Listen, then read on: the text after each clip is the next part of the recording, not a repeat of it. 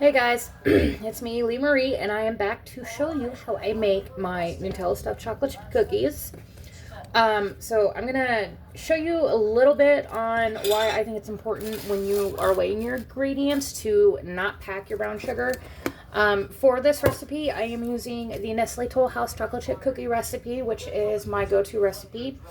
I will warn you, I am very finicky on certain ingredients that I use because I do believe that it helps the quality of them. Like, for example, I always use vanilla bean paste. It gives a better flavor, a better profile. It helps, the other flavors meld together and make it blossom more. What I am using right here is Madagascar Bourbon Pure Vanilla Bean Paste by Nielsen Massey. It's going to be a little bit of a thicker paste. It's going to have like a little speckles because they use the whole vanilla bean when they go and make it.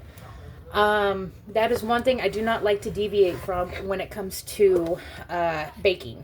So right now, my recipe, I need 165 grams of my brown sugar that I just showed you how to make.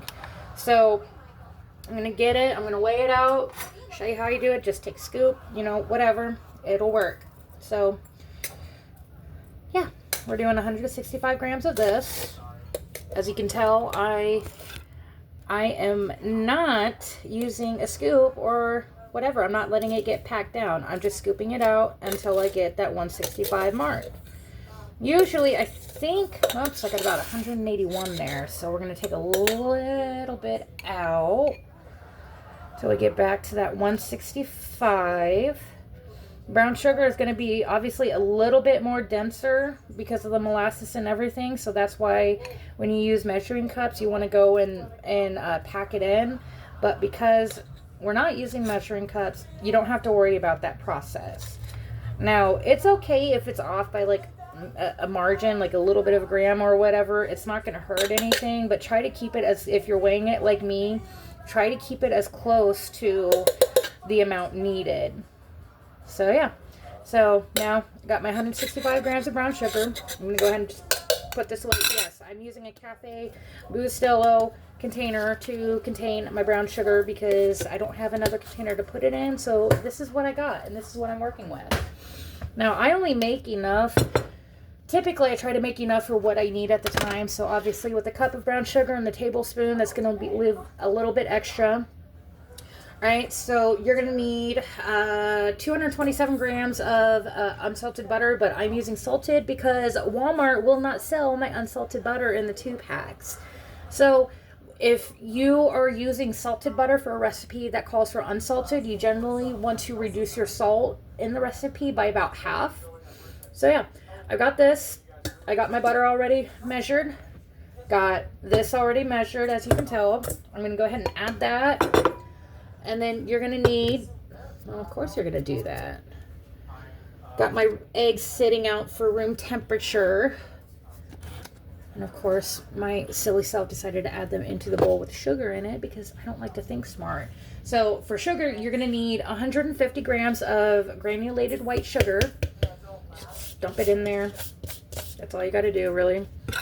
Just going to scrape the extras out. Of course, some got stuck to the bottom of it. And I like to get as much out as I can. I don't know why. Maybe it's an OCD thing. I don't know. But yeah, so I've got my brown sugar, I've got my butter, I've got my regular sugar, and I am going to use my hand mixer to cream it until it is light and fluffy. You want your butter to be room temperature. That way it'll mix a little bit better. It'll create that fluffiness, whatever. If you let it sit out for too long, it can affect the consistency once it's done baking. So yeah, we're going to go ahead and do that. I'm going to go ahead and pause this, and then I'll get back with you after I'm done creaming the butter and sugar, and I will show you what that is supposed to look like. All right, so we went ahead and creamed the butter, brown sugar, and sugar. I'm going to show you what it looks like right now. You want it fluffy. You want it fluffy like this. You don't want to overmix it. Don't undermix it. Again, the consistency of it is key in order for these cookies to turn out beautifully and delicious. So now that we got that part done, what we're going to go ahead and do, we're going to go ahead and add the eggs one at a time. we're going to mix, then we're going to add the second egg, we're going to mix, then we're going to go ahead and add the vanilla. Now, this recipe calls for 5 grams of vanilla. I don't measure it. As my friend Kayla says, you measure with your heart. And it's true. You'd really do. So we're going to go ahead and crack the egg. We're going to stir it. Then we're going to crack the second one. And I swear, there's something about baking, especially when you know what it's supposed to look like. And no, I don't have a stand mixer because I can't afford the $200 to $300 on average that it costs. So yes, I do a lot of my baking by hand.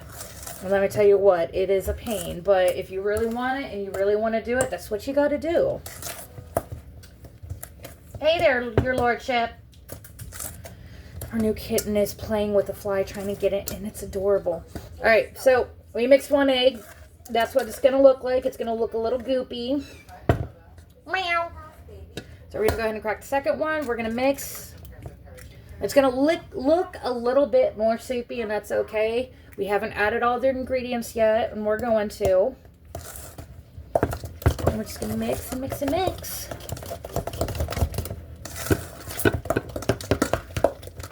And you want to mix it until it's fully combined. You don't want to see any egg pieces or the yolk or whatever. You want it to be fully and completely mixed.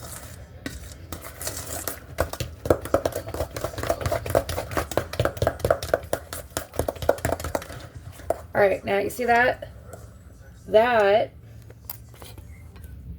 is what it looks like. So, now that we have that, I'm going to go ahead, add my vanilla bean paste. Again, I don't mix mine. You're going to need 5 grams of vanilla extract or paste. Again, I highly recommend you invest in the vanilla bean paste because it'll make your stuff taste 1,000 times better. All right, so we got that. We're going to add that in. Now, just to save some time, I did go ahead and pre-measure all of my ingredients. And I did, like I said, I showed you how to measure, you know, the brown sugar. The thing, you don't need to pack that. And with the flour, you never pack your flour. You always, I usually use a spoon to go and weigh it out. Just, yeah, because flour, it can get pretty dense if you pack it in. It's not, it's going to completely mess up the entire thing if you don't do it correctly. So yeah, so now we got it looking like this, which is beautiful. And if you look, you can kind of see some of the little brown specks from that vanilla bean. Again, don't freak out over it. It's perfectly normal. Vanilla bean paste will typically use the whole vanilla bean instead of just little bits and pieces. And I don't like using ingredients that have alcohol in it because some people that I know personally, they are either kosher or halal, and I try to do my best to make it as kosher and halal as possible for them. That way they can enjoy it too, because guess what? I'm not going to be one to exclude people just because of what they believe. This is a country where in the First Amendment, you have that freedom of religion. So yeah, I want to make my stuff as readily available to as many people as possible. I don't care who you are. I don't care what you look like. You want to come over and have a cookie? You come over and have a cookie, and I'll make you up a cup of coffee and we'll chit chat for a bit. All right, so we got the vanilla, we got the eggs, we got the brown sugar, butter, white sugar. Next, we're going to go ahead and add in our dry ingredients, which, quick tip, if you want that beautiful rise in a cookie, use half bread flour, half all-purpose flour. Do not completely use bread flour when you make your cookies because it'll turn it into a cake-like thing, and it's not going to be a true cookie. The bread flour will help the cookie rise because it's got like that little bit of protein in it. And it's, you know, again, you don't have to use the bread flour. I highly recommend it because it'll make a huge difference when it comes to making your food. So we're going to add that. We're going to add 280 grams of flour, so about 140 grams of bread flour, 140 grams of all-purpose flour. All right, so again, so we've got baking soda, which is 5 grams. And then we have salt. Now again, because I use salted butter, you're going to want to reduce your salt by about half. So because the original recipe calls for 6 grams, we're using 3 grams of salt. All right. So we got all of that mixed in. I'm just going to kind of straighten up a little bit. That way I like to clean as I go because it makes it easier for me in the long run. And plus, when I tell my kids to do the dishes, you know, it does make it easier on them, you know. That way you also have a clean space. You clean up as you go. You won't have as much to do when you're done. But yeah, so now we're going to go ahead. I'm actually going to kind of deviate a little bit. I'm going to use my hands to mix this part because, again, I do not have a stand mixer. And with as tough as this can get to mix, I'm going to go ahead and use this. Aren't they pretty? And they actually fit. So, getting our gloves on. Hey, you. Little ham sandwich. Did you steal my spot again? My daughter's cat stole my seat. Yes, I have a chair in my kitchen that I absolutely adore. It's my favorite spot. So, I'm going to go ahead and mix it by hand. Oh, I might want to get those chocolate chips out real quick.